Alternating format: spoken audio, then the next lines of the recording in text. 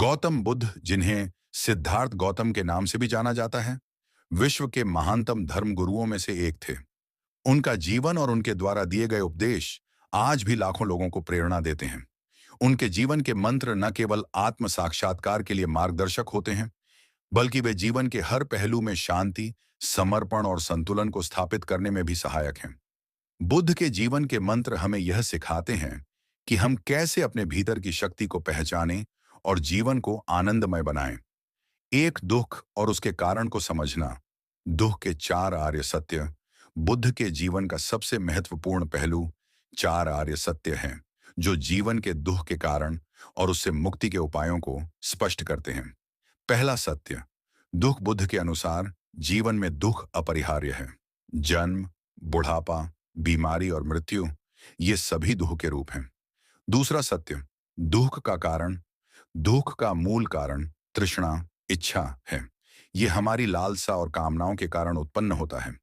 हम जीवन में सुख की खोज में हमेशा रहते हैं, और जब हमारी इच्छाएं पूरी नहीं होती तो हम दुखी हो जाते हैं। तीसरा सत्य, दुख की समाप्ति। बुद्ध कहते हैं कि अगर हम तृष्णा और इच्छाओं को छोड़ देते हैं तो हम दुख से मुक्त हो सकते हैं। चौथा सत्य, दुख से मुक्ति का मार्ग। दुख से मुक्ति के लिए उन्होंने अष्टांगिक मार्ग को अपनाने की बात कही। यह मार्ग हमें नैतिकता, ध्यान और प्रज्ञा के माध्यम से जीवन के सत्य को समझने में मदद करता है। दो अष्टांगिक मार्ग, 8 अंगों का मार्ग। बुद्ध ने अष्टांगिक मार्ग को जीवन का सबसे श्रेष्ठ मार्ग बताया। यह 8 अंग हमें जीवन में संतुलन और शांति स्थापित करने में मदद करते हैं। एवं सम्यक दृष्टि, सही दृष्टिकोण, संसार को सही दृष्टिकोण से देखना और सत्य को समझना। यह समझना कि जीवन क्षणिक और अनित्य है। दो, सम्यक संकल्प, सही संकल्प, अपने मन को शुद्ध रखना और बुरे विचारों से दूर रहना। हिंसा, क्रोध और नकारात्मक विचारों को छोड़कर सही दिशा में संकल्प करना। तीन, सम्यक वाणी, सही बोल, सत्य बोलना, झूठ, निंदा और कठोर शब्दों से दूर रहना। हमारी वाणी दूसरों के लिए सहायक और स्नेहपूर्ण होनी चाहिए।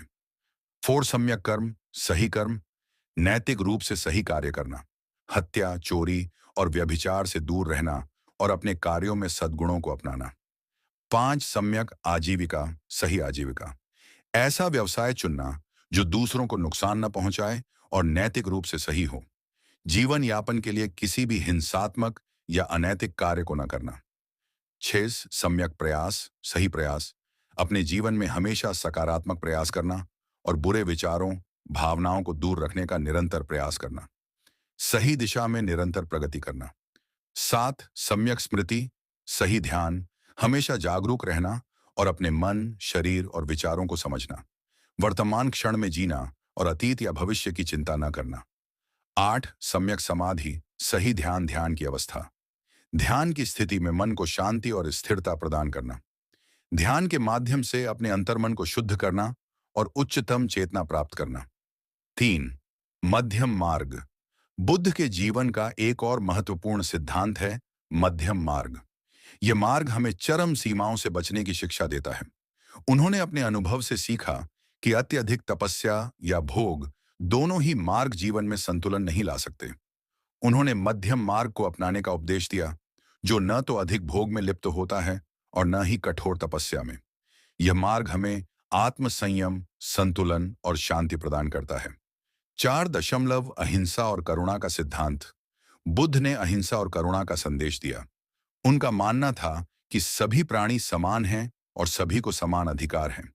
किसी भी प्राणी को चोट पहुंचाना या उसे कष्ट देना अनैतिक है। करुणा और दया का भाव सभी के प्रति रखना चाहिए, चाहे वह मनुष्य हो या कोई अन्य जीव। बुद्ध का करुणा का सिद्धांत केवल बाहरी करुणा तक सीमित नहीं है, बल्कि यह आंतरिक करुणा को भी बढ़ावा देता है। इसका अर्थ है कि हम अपने आप से भी करुणा का व्यवहार करें और अपने अंदर के दुखों और दोषों को समझकर उन्हें दूर करने का प्रयास करें।